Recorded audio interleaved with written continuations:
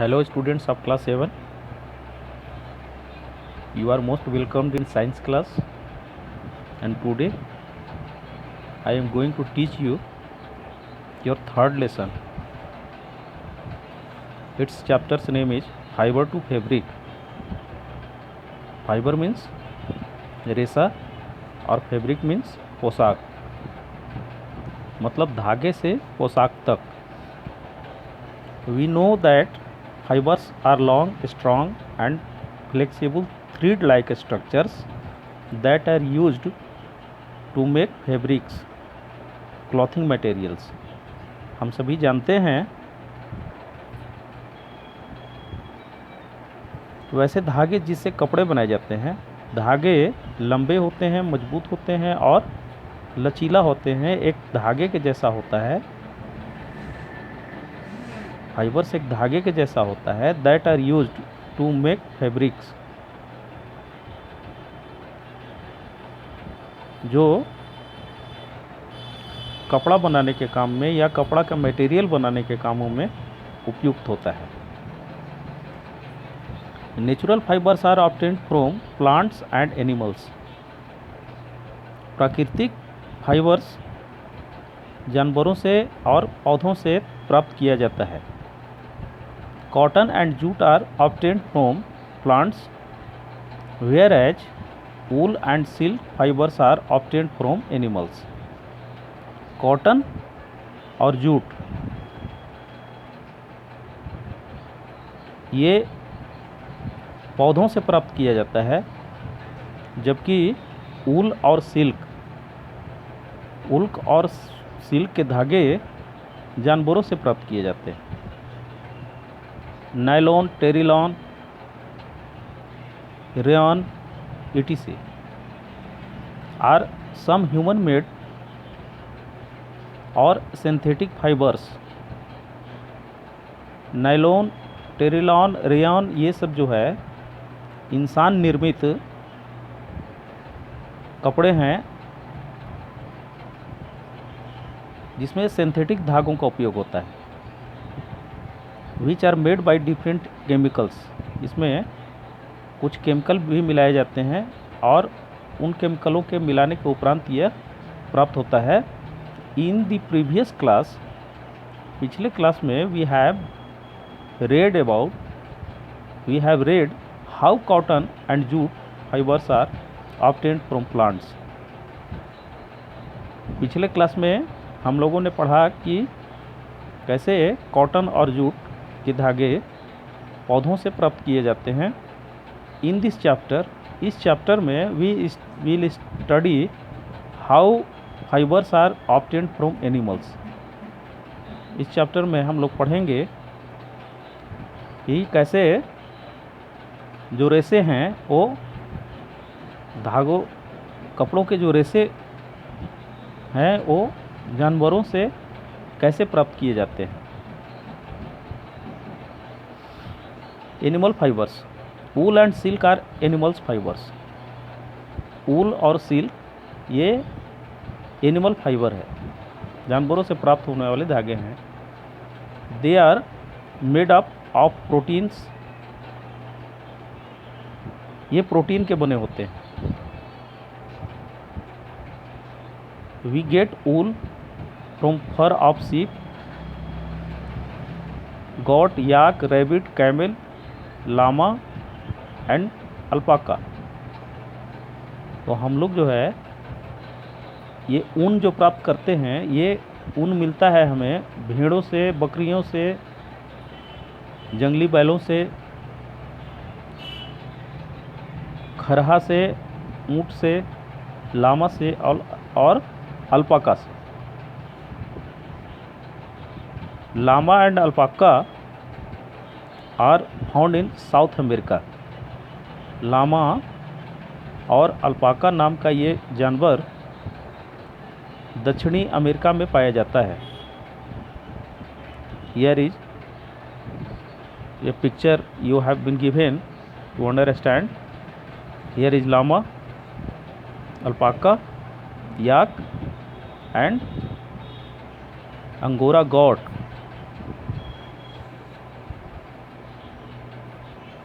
The body of this animals is covered by a thick coat of hair called fleece. और इन जानवरों का शरीर पूरा रोएं से भरा होता है, बालों से ढका रहता है, जिसे हम लोग फ्लीस बोलते हैं। The fleece is formed by 2 types of fibres of the hairy skin of sheep which are और फ्लीस 2 तरह के बालों के रेशों से तैयार होता है, बना होता है।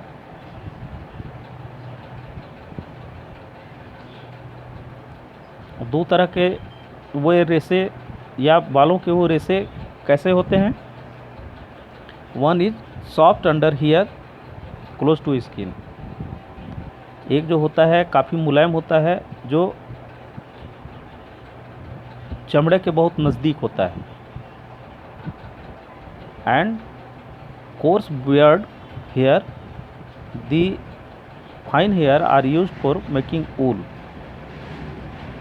और जो सबसे अच्छा जानवरों के जो बाल होते हैं वो ऊन बनाने में काम में लाए जाते हैं। Silk is obtained from cocoons of silk worms. और कोसा प्राप्त किया जाता है कोसा के कीड़ों के द्वारा। ऊल, सबसे पहले आइए ऊल के विषय में जानते हैं कि wool is present as a thick coat of hair on the body of the wool yielding animals. Wool एक मोटे परत नुमा एक बालों का परत होता है जो ऊल देने वाले जानवरों के शरीर पर मौजूद होता है। Air gets trapped in the spaces between the wool fibres. और ऊल से होकर हवाएं नहीं गुजरती हैं। ऊल के रेशे हवाओं को रोकने में कामयाब होते हैं। Since air is a bad conductor of heat. और हम सभी जानते हैं कि एयर गर्मी का कुचालक है। It does not allow the body heat to escape and keeps the body warm. जब यह शरीर पर नहीं पड़ता है, हवाएं अगर शरीर को नहीं टच करें तो इससे शरीर गर्म नहीं होगा। और अगर हवाओं को अवरुद्ध कर लिया जाए जो शरीर के ऊपर में न पड़ेगा, तो ऐसे समय में कीप द बॉडी वार्म, ये शरीर को गर्म रखता है। तो that is why we wear woollen clothes in winters. यही कारण है कि हम लोग ऊनी कपड़े जाड़ों में पहनते हैं। Rearing and breeding of sheep. Rearing of sheep means to look after the sheep by giving them food, shelter and health care. Sheep का रियरिंग क्या कहलाता है? उनका पोषण कैसे होता है, उनका देखभाल कैसा हो जिससे ऊन का प्रोडक्शन हो सके। तो इसको रियरिंग के लिए भेड़ों को भोजन देते हैं, उनका रहने का सुविधा होता है, आवास रूम होता है और उन्हें स्वास्थ्य संबंधी चिकित्साएं दी जाती हैं। In India sheep are mainly reared in the hilly regions of Jammu and Kashmir, Himachal Pradesh, Uttarakhand, Arunachal Pradesh and Sikkim Bharat में भेड़ ज़्यादातर पाले जाते हैं जहाँ पहाड़ियाँ मौजूद होती हैं, एकांत होता है। ये होता है जम्मू और कश्मीर में, हिमाचल प्रदेश में, उत्तराखंड में, अरुणाचल प्रदेश में एंड सिक्किम में होता है। और the plains of Haryana, Punjab, Rajasthan and Gujarat. और समतल मैदानी भागों में भेड़ रखे जाते हैं। किस राज्य में? हरियाणा में, पंजाब में, राजस्थान में और गुजरात में। The person who looks after the sheep is called a shepherd. और एक व्यक्ति, वह व्यक्ति जो भेड़ का देखभाल करता है, उसे भेड़िया, उसे गडेरिया कहते हैं।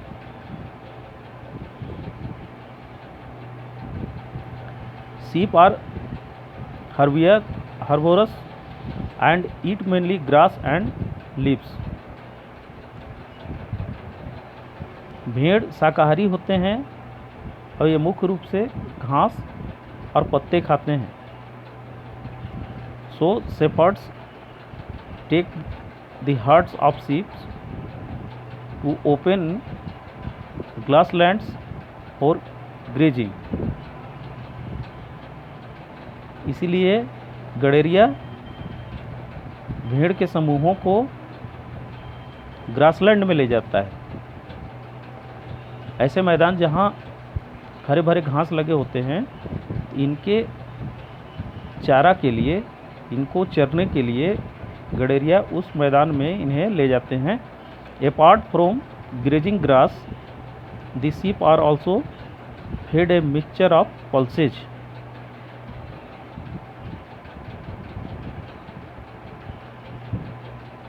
अपार्ट फ्रॉम ग्रेजिंग ग्रास, घास के अलावे, the sheep are also fed a mixture of pulses. उन भेड़ों को दाल खिलाते हैं, अनाज खिलाते हैं। अनाज में ज्वार, ऑयल केक्स, खरी, ऐसे फसल जिससे तेल निकाल लिया गया हो और जो उसका अवशेष बच जाता है, वो जानवरों को खिलाने के काम में लाते हैं। उसी को ऑयल केक्स बोलते हैं। Material left after taking out oil from seeds and minerals. और उन्हें पानी के माध्यम से खनिज लवण दिए जाते हैं। In winters sheep are kept indoors and fed on leaves, grains and dry fodder. जाड़े के दिनों में भेड़ों को घर के अंदर ही रखते हैं और उन्हें पत्तियाँ, अनाज और सूखे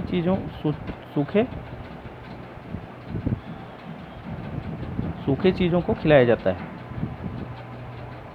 घर के अंदर ही रखते हैं। उस दौरान ये मैदानी इलाकों में या पहाड़ी इलाकों में नहीं भेजे जाते हैं। In case of animals, breeding is done to get animals with desired characteristics.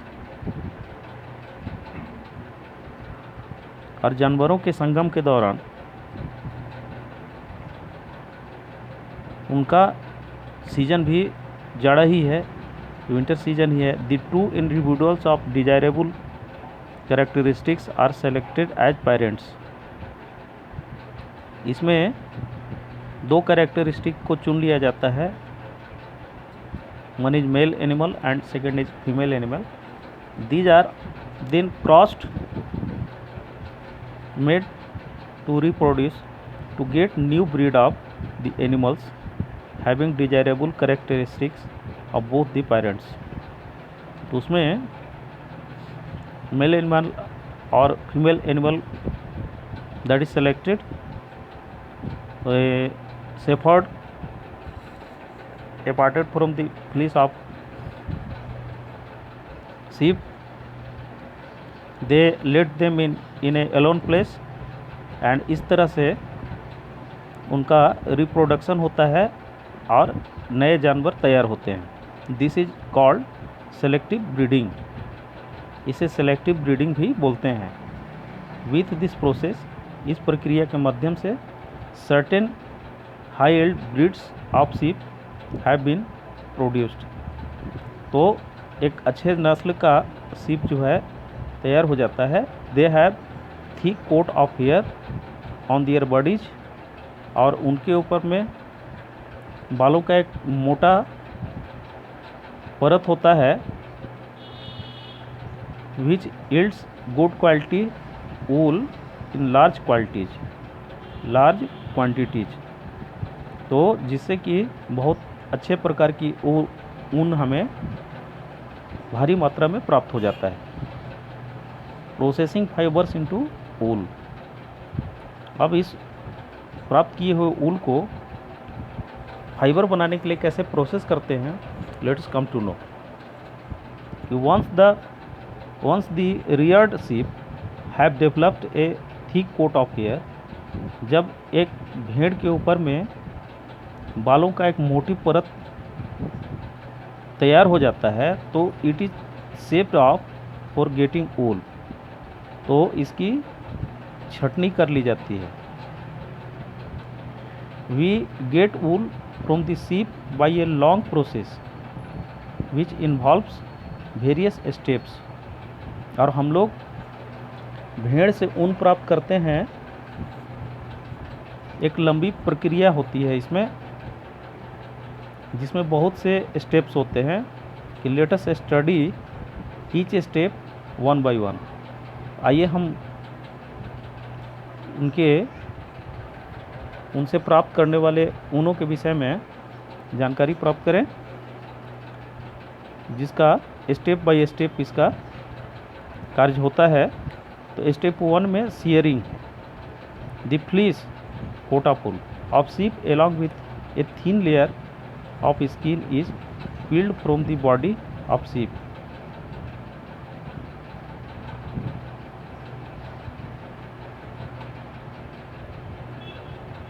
of the fleece coat of wool of sheep along with thin layer of skin is peeled from the body of sheep। जब ऊन उतार लिए जाते हैं तो उनकी पतली चमड़ी सिर पर रह जाती है। It is done manually with a large razor. सामान्यतः यह बड़े कैंची से ये काम किए जाते हैं। और with an electrically driven shearing machine, और बिजली से चलने वाली जो मशीन होती है छटनी करने के लिए, तो वैसे मशीनों का इस्तेमाल करते हैं। The process of removing hair from the body of sheep is called shearing. अब ये जो प्रक्रिया है, भेड़ों के शरीर के ऊपर में जो बालों की परत है उसको हटाने की जो प्रक्रिया है, उसी प्रक्रिया को हम लोग सियरिंग बोलते हैं। Shearing does not hurt the sheep. इस सियरिंग से भेड़ों को कोई तकलीफ नहीं होता है, because the upper most layer of skin of a sheep is dead. क्योंकि स्किन के ऊपर में जो उनके बाल उगे होते हैं वो डेड होते हैं। Sheep are sheared in early summer so that they do not feel the heat. और समर आने से पहले ही उनकी सियरिंग कर ली जाती है, जिससे वे लोग किसी प्रकार की गर्मी को महसूस ना करें।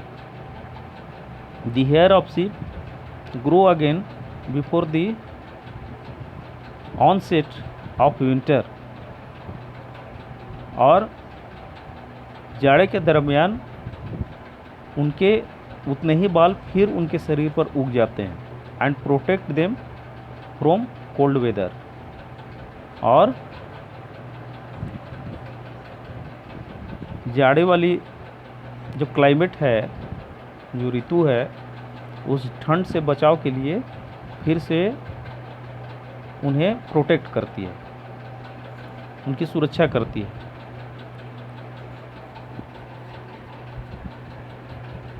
Second step is scoring.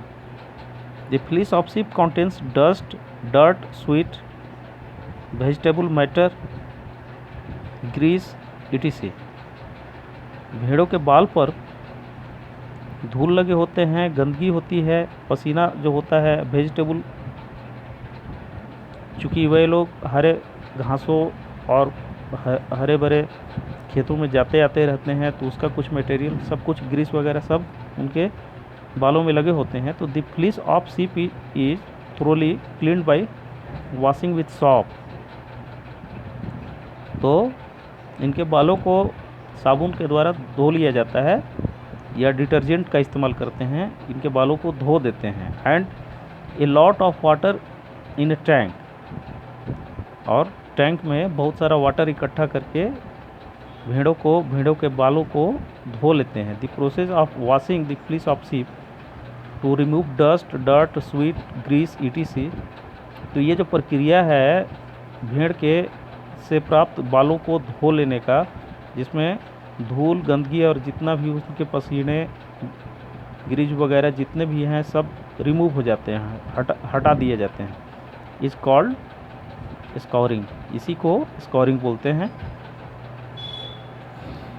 Step 3, after scouring the wool is separated और sorted into various categories on the basis of its quality.